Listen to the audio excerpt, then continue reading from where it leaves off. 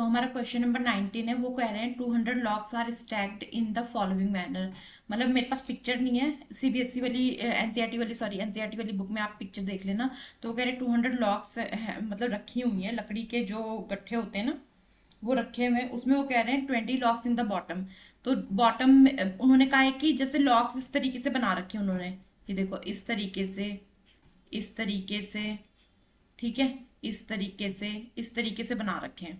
ठीक है, लॉक्स उन्होंने क्या किया हुआ है, इस तरीके से बना रखे हैं। तो जब इस तरीके से बनाए तो उन्होंने क्या किया है, उन्होंने कहा है कि लॉक्स का जो निचला हिस्सा है, निचले हिस्से के लॉक्स 200 लॉक्स का ये अंदाजा लगा लो कि कितने सारे लॉक्स हैं।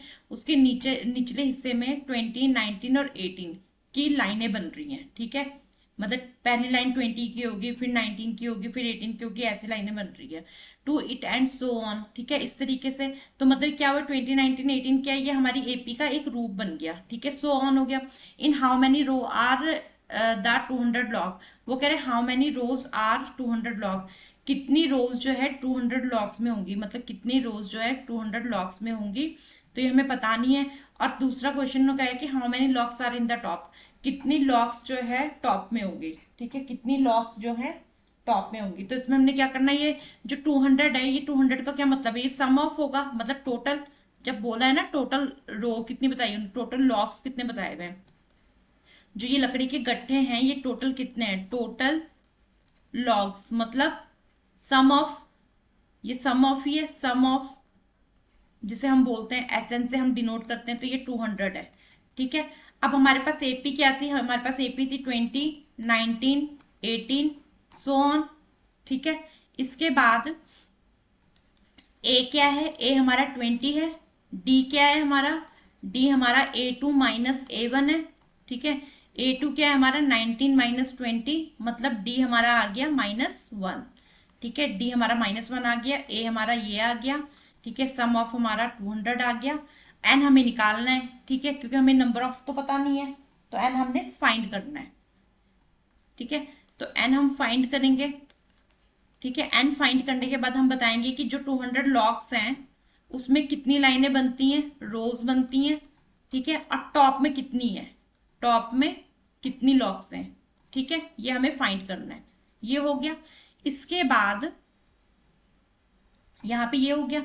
अब इसके बाद हम सम ऑफ का फॉर्मूला लगाते हैं। ठीक है, S N equal to n/2 2a plus n-1 D, bracket बंद। ठीक है, तो एस एन कितना है हमारा 200, 200 एन हमें फाइंड करना है। 2a हमारा 20 था। ठीक है, एन हमने फाइंड करना है। डी हमारा -1 है, ब्रैकेट बंद। ठीक है, इसके बाद 200 मल्टीप्लाइड 2, ये उधर चला गया, एन यहीं पे रहेगा। इसको सॉल्व करते हैं 40 प्लस n-1, इसको हम यहाँ पे सॉल्व कर लेते हैं। एक मिनट, ये क्या होगा -1n प्लस 1 ब्रैकेट 1। ठीक है, इसके बाद 400।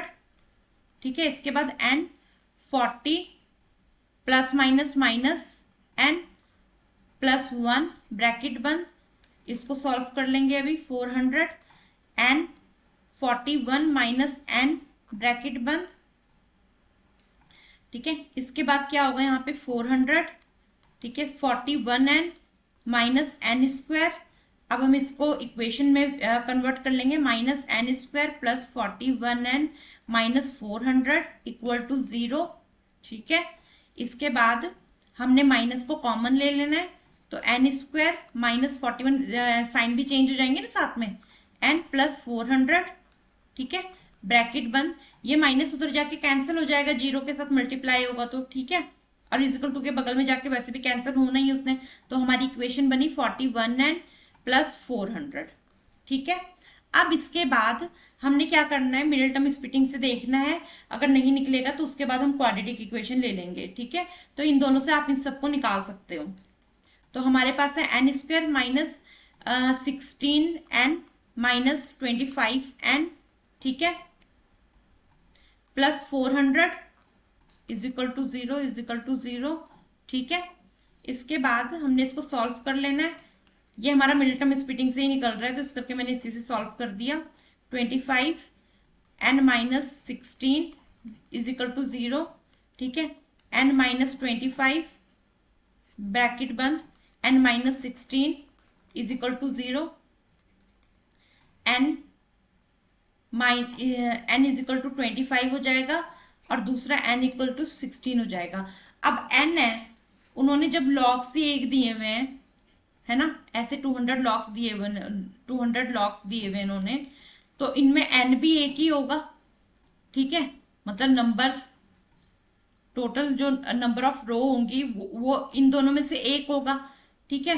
तो इन दोनों में से एक होने के लिए हमें क्या करना पड़ेगा, हमें n फाइंड करने के लिए an का फॉर्मूला लगाना पड़ेगा। उसका मैं बताती हूँ रीजन। देखो a प्लस डी, ठीक है, तो an क्या था अपना,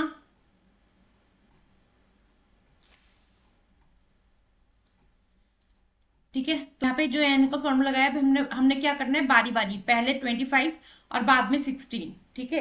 पहले इससे हमें पता लग जाएगा n की कौन सी वैल्यू हमने लेनी है, क्योंकि दोनों ही पॉजिटिव है, दो तो n की वैल्यू हो नहीं सकती, तो दोनों पॉजिटिव है, तो हमने क्या करना है, ए एन इक्वल टू ए हमारा 20 था प्लस 25 माइनस 1, डी क्या था हमारा -1, ठीक है, ए एन 20, यह आ जाएगा 24 माइनस 1, ठीक है, A N equal to 20 plus plus minus minus 24, तो 24 में से 20 गया